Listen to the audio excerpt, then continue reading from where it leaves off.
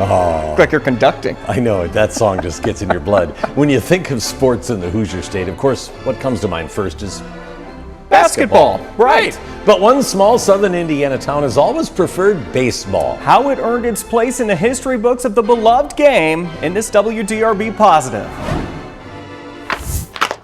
There's a reason. They're called the Boys of Summer. Baseball needs to be life.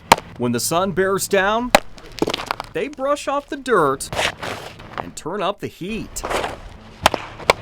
You can kind of take in the crowd, and then you can kind of take in the cheers. There's no better feeling. But on this field, it's never been just about the guys. Nah, winning put this place on the map. You remember this flick, right? It almost seems like yesterday. Slide! Thank you! Post-World War II, a professional all-women team called the Rockford Peaches pops up in the Midwest.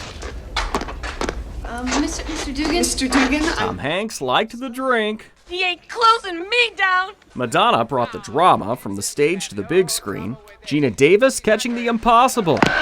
Uncle Elmore socks! Most of the iconic scenes and lines There's no crying. In baseball, from A League of Their Own It certainly is well known. were filmed right here in Huntingburg, Indiana, And it's one of the best small towns in the world, I'd say. in Du Bois County. A few big throws away from Holiday World. It was really a unique, fun time in our community. Mike Ubilar was in the stands along with just about everyone else The whole town was involved. to be part of what ended up being a cinematic classic. The story about how it happened starts with a bold mayor. She went uninvited to a meeting in Evansville because she heard that Columbia Pictures was going to look at Evansville. She apparently said, You need to come up and look at the stadium here in Huntingburg. and filmmakers listened. They said, yeah, this would work. This is almost exactly what we need. Still, it needed that Hollywood touch, They added actually about 1,500 seats. along with 2 new wings and ads in the outfield. They paid Columbia Pictures $1 million to have that Budweiser sign up there. Filming went from July to Labor Day in 1991. The major actors rented homes. They would just say, I'm going to buy your home for 2 months. There's no crying! It's no secret the movie was a big hit and continues to leave an impact today.